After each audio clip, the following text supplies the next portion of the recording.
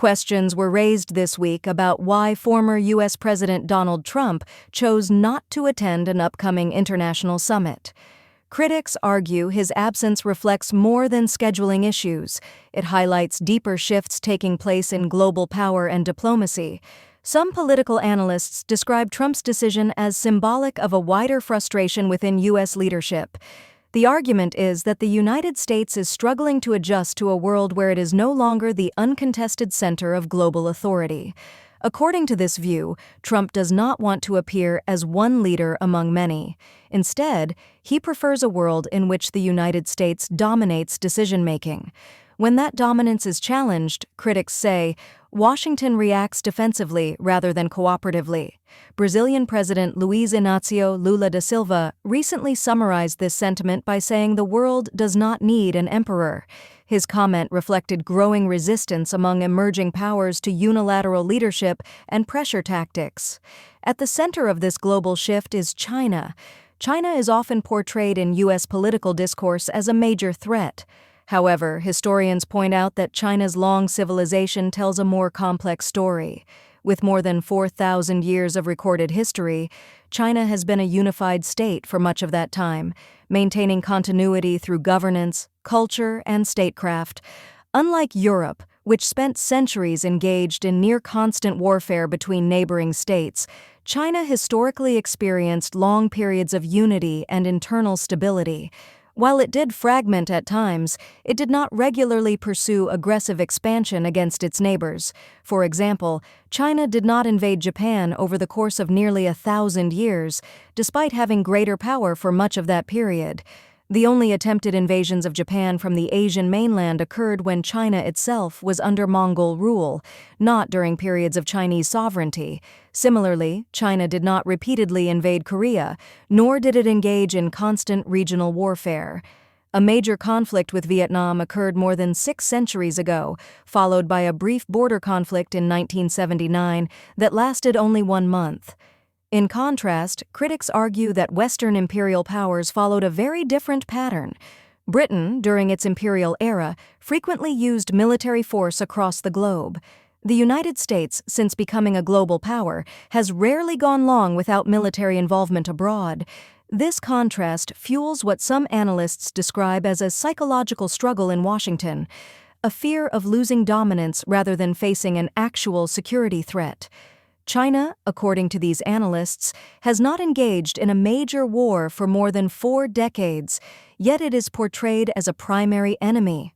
This, they argue, reflects anxiety rather than evidence-based threat assessment. To understand the present moment, many scholars look to long historical cycles. The first major cycle began around the year 1500, when European powers expanded globally following new sea routes and discoveries. Europe was not particularly dominant before this period, but access to trade routes and colonies reshaped global economics. A second major turning point came in the late 18th century with the Industrial Revolution. In 1776, the same year Adam Smith published The Wealth of Nations, engineer James Watt dramatically improved the steam engine. This innovation made industrialization economically viable. Britain industrialized first and used its new power to dominate global trade and military affairs. At its peak, the British Empire controlled nearly a quarter of the world's population, including vast territories in Asia, Africa, and the Americas. However, Europe's internal rivalries proved destructive. The continent descended into 2 devastating wars, World War I and World War II, which exhausted European power and legitimacy. By the end of World War II, European empires collapsed rapidly. Decolonization followed, sometimes peacefully and sometimes through violent struggle. Europe could no longer claim moral or economic superiority after inflicting massive destruction on itself. One empire, however, remained. The United States emerged from World War II as the dominant global power. Having learned imperial strategies from Britain, the U.S. pursued a vision of global leadership in which no rival power would be allowed to emerge. This mindset shaped Cold War politics. Although the United States and the Soviet Union were allies against Nazi Germany, cooperation quickly gave way to rivalry. The Soviet Union had suffered immense losses during World War II, more than 27 million deaths, and sought security guarantees. One major Soviet demand was a neutral and demilitarized Germany. The United States rejected this idea and instead pushed to integrate Germany into a Western Military Alliance, NATO. This decision fueled decades of Cold War tension. When the Soviet Union collapsed in 1991, U.S. leaders believed they had achieved total victory. Washington saw itself as the sole superpower, assuming that Russia was weak and China was economically insignificant. But this assumption proved deeply flawed. China, following economic reforms and open trade, began growing at extraordinary rates, around 10% annually for decades. Such growth doubles an economy every 7 years. Over 35 years, China's economy expanded more than 30 times.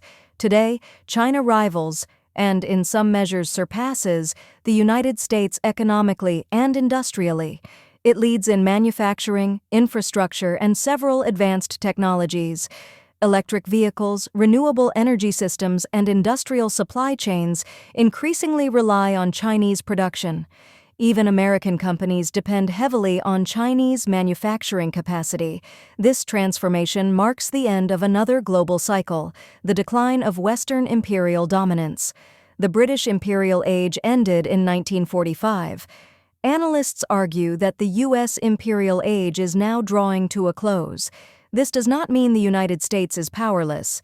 It remains militarily strong and financially influential, but its ability to dictate global outcomes is diminishing.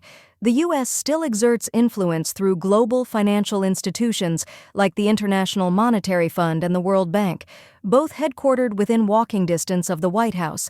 This proximity symbolizes how closely American political power is tied to global economic systems. However, new alliances are challenging this structure. The BRICS group, Brazil, Russia, India, China, South Africa, and newer members including Egypt, Ethiopia, the United Arab Emirates, Iran, and Indonesia, now represents nearly half of the world's population and a significant share of global GDP. These countries increasingly resist U.S. pressure, signaling a multipolar world rather than a U.S.-dominated one. This shift explains growing tensions. The United States has responded with tariffs, sanctions, and trade restrictions, particularly against China. China, in turn, has responded with its own economic countermeasures, exposing vulnerabilities in Western supply chains. Rare earth materials, essential for modern manufacturing and defense systems, are largely produced by China. When access to these materials was restricted, Western industries felt the impact almost immediately. This episode highlighted how interdependent the global economy has become and how unilateral pressure can backfire. Meanwhile, military conflicts continue to shape global politics. The war in Ukraine is widely viewed by critics as the result of NATO expansion toward Russia's borders, despite earlier assurances given to Soviet leadership that such expansion would not occur. Ukraine's alignment with NATO, encouraged by Western governments, has resulted in immense human suffering. Millions have been killed, wounded, or displaced in a war that many analysts argue could have been avoided through diplomacy. A similar pattern is seen in Gaza. The United States' unwavering support for Israel, despite humanitarian concerns, has drawn international criticism. South Africa's decision to bring a case against Israel at the International Court of Justice over alleged violations of the Genocide Convention marked a significant moment in international law. While legal processes move slowly, the evidence presented has intensified global debate over accountability and justice. Taken together, these developments suggest the world is not falling apart. It is reorganizing. The old imperial order is fading. A new multipolar system is emerging, based on shared power rather than domination. The challenge facing the United States and Europe is whether they can adapt to this reality or continue resisting it. As analysts note, history shows that clinging to dominance often leads to conflict, while cooperation creates stability. The world stands at a crossroads. The question is not whether power is shifting, that is already happening, but whether global leaders will manage this transition peacefully or repeat the mistakes of the past.